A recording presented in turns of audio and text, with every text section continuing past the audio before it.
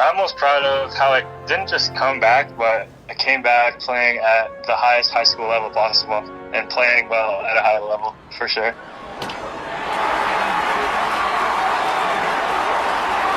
Welcome to episode 212 of Alberta Dugout Stories, the podcast. I'm Joe McFarland. We love stories of second chances and resilience through tough times. And for Jackson Sherren, his story involves more than both of those. The Cornwall PEI product was recruited to join Dawgs Academy back in 2018. He was expected to head west the following year, but was set back by an ACL tear. He arrived for a short time in 2020, only to be turned around as the world grinded to a halt in the face of a pandemic. Sherren thought he was good to go that fall, only to tear his ACL a second time. After missing 3 full years of baseball and dealing with both the physical and mental challenges of rehab, the hard-throwing right-hander made his triumphant return to Okotoks in 2022, helping the 18U Black team win several tournaments as it was also named one of the top programs in North America. It's one thing to hear the Coles Notes version as I just gave you, it's another to hear it straight from the 18-year-old's mouth.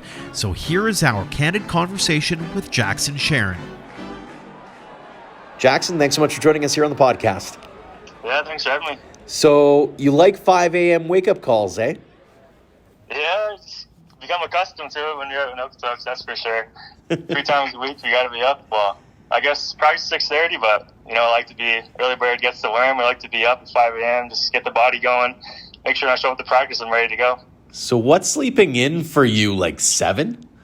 Yeah, most days I'm pretty early riser for sure, but, on Sundays and our off day, you definitely know I'm staying in that bed for as long as I can, that's for sure. Sometimes it's 10 a.m. before I get out of bed. Have you always been an early riser, or is that something that as you went up through the baseball ranks, you went, I got to get to work and got to get to work early? Yeah, exactly. Especially now in Alberta time, guys on the East Coast are up 3 hours before you, so up at 5 a.m., most guys getting their work in at 8 a.m., so basically it's the same time schedule. No one's getting ahead of me, that's for sure.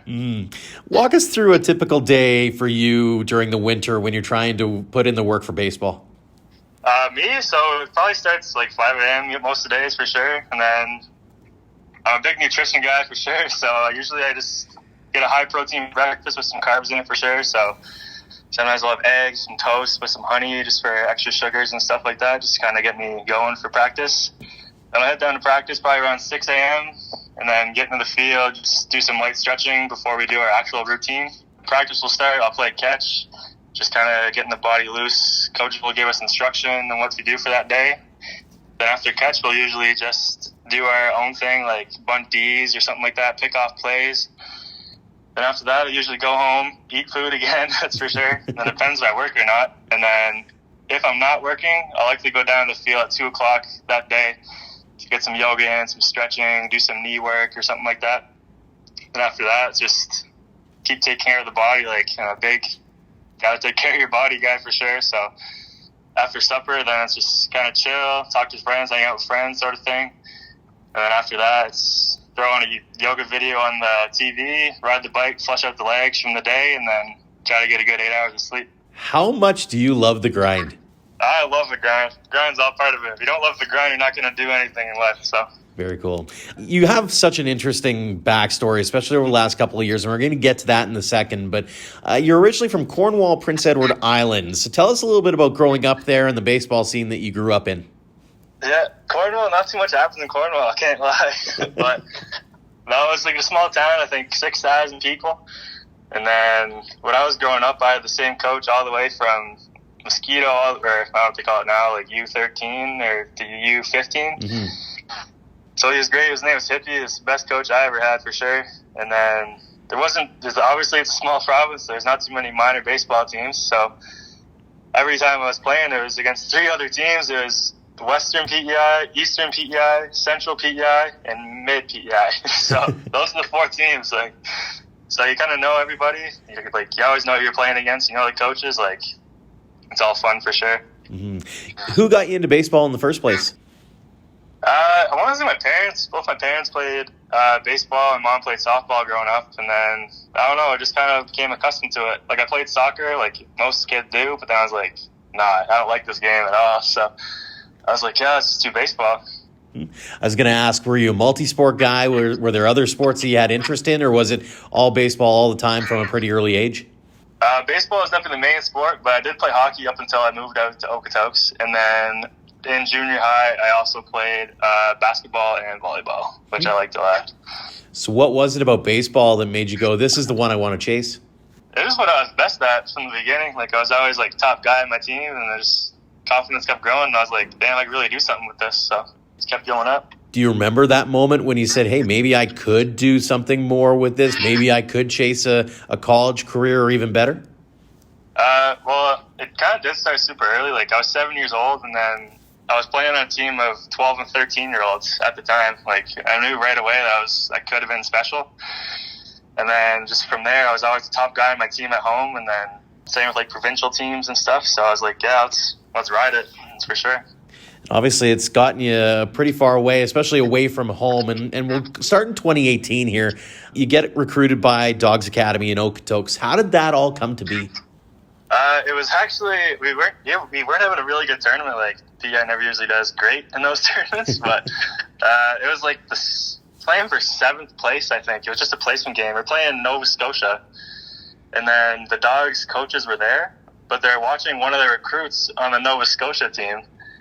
And then I just went in for, like, the last inning just to get an inning of pitching. And then after that inning was over, they're like, we want this guy. And after the game, my uncle was actually videotaping me. So they went over my uncle thinking that he was my dad. And they're like, what's this kid's name? Like, how you related to him? And he's like, oh, he's my nephew, all that. Then after the game, my mom was like, the Dawgs want to talk to you. And just, like, when you're that age, everyone knows who the Dawgs are. So I was, like, blown away because you know how good they are. And then I met the coaches at Tim Hortons, actually, in Oshawa, Ontario. And then they offered me a spot in the academy, like, right down there. Like, we really want you. Really like your projected build. Like, we like what we're working with for sure. So it's funny how Canadian that story turned with the Tim Hortons reference. So well played there.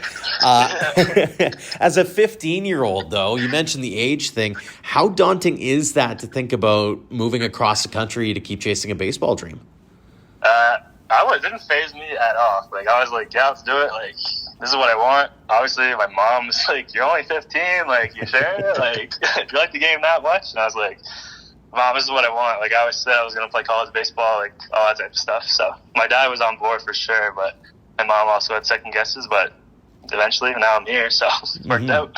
When you think about that, and you mentioned the fact that Okotoks was pretty well known to that point, how did it get to that point? Like, were there players that you looked up to at PEI who had come this route? Like, how is it that they became so well known in your world? Yeah, I didn't really know any players from PEI there because there wasn't at the time they asked me to, but obviously I know, like, Brett Platts very well. I talked to him a lot about, like, nutrition and, like, the body working out, all that stuff, and then I never reached out to him when it happened, but I just always kind of knew who he was. I'm not sure how, but I just knew who he was. And then I saw he was playing college baseball, so I was like, yeah, I want to do the exact same thing. And then if he did it from PEI, so can I. So the plan originally was to come out the following year, and you end up tearing your ACL. Walk us through what happened there. Yeah, it's not a story I'm very proud of, that's for sure. So my junior high team, like, I was going for athlete of the year that year, which I got. So there's, like, a flag football league.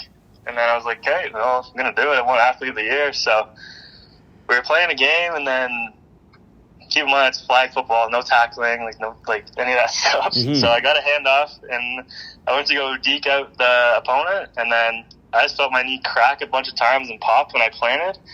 And I was like, oh, fray, like, what was that? So I thought I popped my knee out originally, and I was like, okay, no big deal.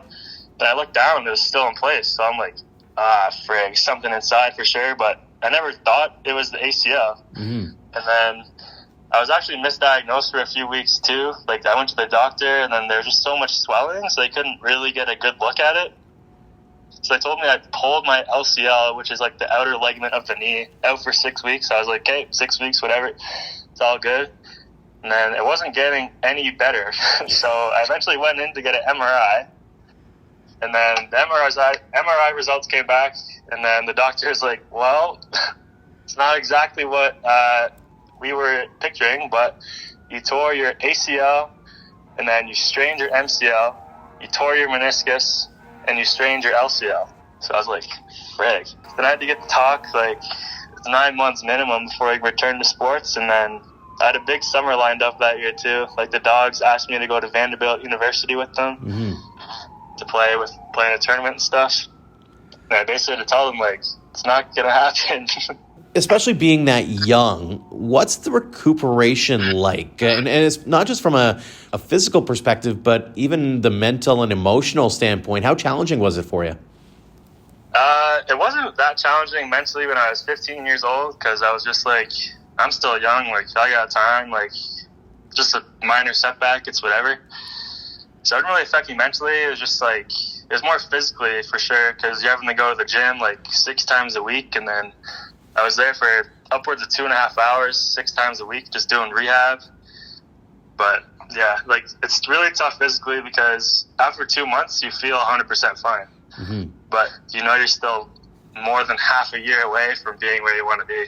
So you finally are able to come out here in February 2020. You think everything's going to be good. And of course, the world stops because of the COVID pandemic. You end up getting shipped back home. How difficult of a pill was that to swallow? It was tough for sure. But then I also realized that it's happening to everybody. So, like, I was just like, oh, it's a setback. Like, am I really getting setback sort of thing? Like, because it was happening to everybody around the world. So I couldn't really complain about it. Obviously, it did suck, but sucked for everybody. So in that time, what did you do to keep yourself sort of ready for whenever that eventual call would come in to say, hey, let's head back on over to Okotoks? So when I went home, I had to quarantine, obviously, for 2 weeks, because that's what it was at the time. So then my mom's stepdad actually built me like a board, and I was just like throwing off of that. Like, it was pretty gritty, but gotta do what you gotta do. Like, I was throwing off a board once a day. Then I had like a ladder, so I was doing like footwork in the driveway, the push-ups, sit-ups, just bare minimum workouts just to kind of keep you in shape. A few months later, you're able to come back. You start training. Everything's going well. You get to play in a game. First game back, you tear your ACL again. What happened? Yeah, so I'll never forget the day, because it was in my 4th at-bat, and I already had 2 home runs in the day, dead center. Like, I was seeing the ball well that day. Like, absolutely demolished 2 baseballs. And then it was my 4th at-bat. It was kind of a ball in the gap. So I was like, okay, I'm going to go for a double right away, like a hustle double.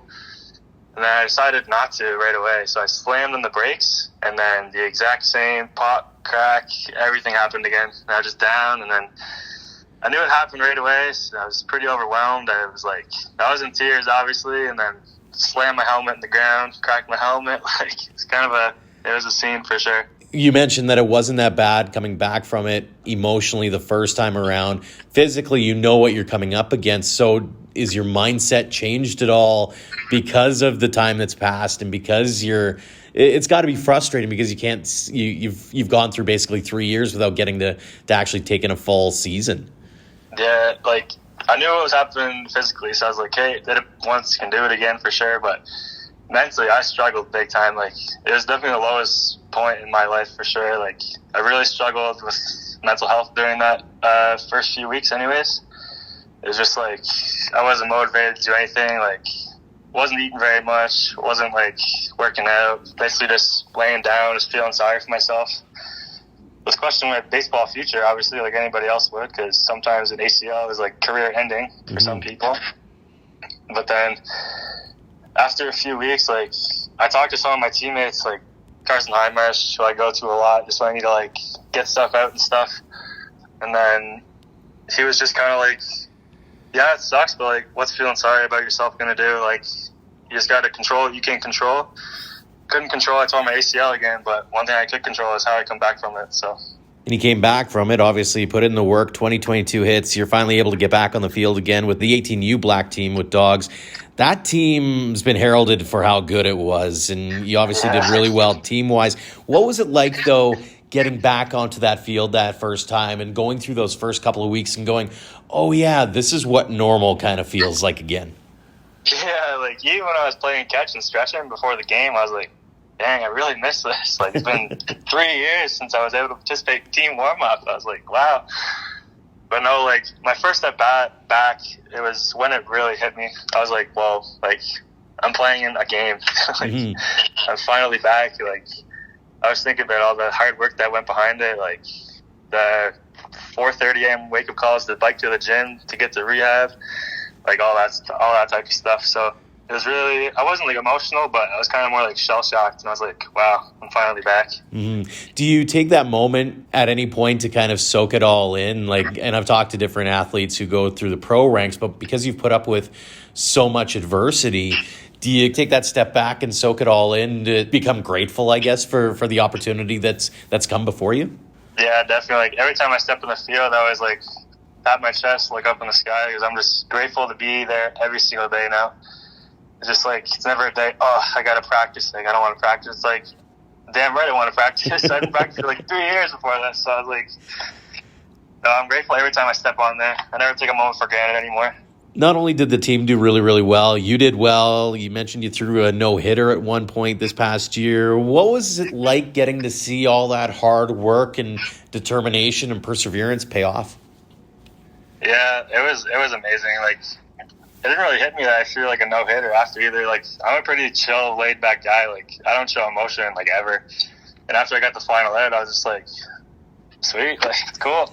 All the guys were coming on throwing water on me and stuff, and I was like, yeah, let's go, man. Like, that's sick. Mm-hmm. I don't know. It just didn't really hit me till after, and I was like texting my mom. But the really cool thing about it was I threw my no-hitter exactly 1 year after my surgery. It's funny how baseball does that, right? Is that there's, whether it's weird numbers or, weird anniversaries, like there's just always some sort of weird connection that way. Yeah, and that's the part that really hit me, because I didn't notice it till after, and I got like a notification in my Snapchat memory. It was me on the surgery bed, and I was like, wow, that was 1 year ago, and I just finished throwing a no-hitter. Mm-hmm. It was insane. How proud of yourself were you when you were able to finally soak that all in and you realize that it's that 1 year and that, you've overcome all that adversity? Yeah, it was really special. Like, I was in bed laying with that, and then I just got a bunch of DMs like, congrats on the no-hitter, like, I seen you working, like, people I barely know, but who just follow me, like, on Instagram and stuff. They're like, yeah, like, I heard about your story, like, it's really inspirational, all that type of stuff. Like, that's for sure. That's what really hit me right in bed that night. I was like, damn. So the team goes on, wins Perfect Game Championship. We've talked about that on the show previously with Terrell Chadwick. When you look back on that last year, and even beyond that is the last few years, when it comes to the Dawgs, what has that experience meant to you, not just from a baseball perspective and having the minds to be able to bounce things off of, but also from a human being perspective and being able to use them to have them in your corner? No, it's actually everything. Like, they don't realize it, but they're everything. Like, they get ready for life. Like, they don't just get you better at baseball. Like, they prepare you for college. They prepare you to be like a man after college, like parents, like, and just good people in general, for sure. Is there anyone in particular you'd like to single out for being in your corner, helping you get through the last few years, whether it's family, friends, teammates, coaches? Who in particular have you really leaned on? My parents, but then Cousin Heinreich for sure. Like, that guy's been through some stuff that I'm not going to share, but that guy's been through some stuff for sure in the past. So it was good to kind of go to him. Like, that guy like relates to what I am going through or what I was going through and that type of stuff. So it was great. Mm-hmm. Your Instagram profile bio reads, "Perseverance overcomes anything." When you think back on all the hurdles and that, what are you most proud of? I'm most proud of how I didn't just come back, but I came back playing at the highest high school level possible and playing well at a high level, for sure. Mm-hmm. You have one more year left at Dawgs, then it's off to Bossier Parish. How excited are you to take that next step? I am beyond excited. I'm ready to play college baseball for sure. It's been something I've been thinking about since I was 12 years old. I was always telling my parents I was going to go play college in the States, and then the day I made it official, it was pretty special. What kinds of things do you hope to work on over the next little while to make sure that you hit the ground running once you get down there? Me is definitely trying to get more velo on my fastball for sure. I got a pretty good developed breaking stuff already. And then obviously just staying healthy, like keeping the legs healthy, arm, shoulder, all that common stuff for sure. Mm-hmm. You mentioned that leg for a second, and I want to go back to it. I know I've worked in the football field as well, and talking to guys when they hurt their legs, turning off of it, making a cut, for example. You've played the game, you know how it goes. It can be a bit of that first time through, you kind of go, oh, I hope it doesn't happen again. Have you had moments like that where you went, oh, I hope I don't wreck this thing, or that first step where you've got to cut around a base, for example? Has there been any trepidation that way? Yeah, all of those thoughts always happen when you come back from injuries. Not even legs, just anything really. First time throwing again or anything, but you just gotta trust yourself. It's like I worked on this thing every day for 9+ months, 2 different times, like 18 months total. It's like I know I worked hard enough to trust it right away. So after I did the first one, I was like, obviously it's a sigh of relief, but I wouldn't say I was really nervous. I was like, I know I'm ready, so let's do it. When you think back on your young career to this point, any favorite memories or any highlights that made you go, man, I can't believe I got to do that? Yeah, actually in 2014, I went to Japan to play baseball. They picked 5 guys from PEI. It was like the World Children's Baseball Federation. Okay. So each province is a turn every year, and then happened to be PEI's turn when I was in the right age. So I was 10 years old. Me and 5 other guys from PEI went to Japan. We were 10 years old. And then we all went with a 24-year-old chaperone, Ben Cameron. That was when I was like, wow. I was going to ask, how cool is it to represent your country in that way? Oh, it's amazing. It was really amazing. I know like a lot of guys like represent Canada even at the Dawgs still. But then to do it at that young, you can't really soak it all in as much as you think you can just because you're still young. You don't really understand all of it. But no, looking back on it, I was like, wow, that was really cool. What would it mean to you to be able to do that again, whether it's a World Baseball Classic or even just the fact that you're one of the Canadians who gets to go down to the States and represent Canada at the college level? Yeah, it really does mean everything. And then a lot of guys have been doing it, so I'm like, it's my turn. Like, I just don't want to go play college baseball. I want to be the best when I get down there. Like, there's no point in just doing it just because. What do you see as your ceiling? What do you hope to accomplish with this thing? Obviously, everybody wants to play pro, and then just got to take it one day at a time and then one step at a time because you can't get 2 days from now until you get through tomorrow, so. I love that mindset. A couple more for you here, Jackson.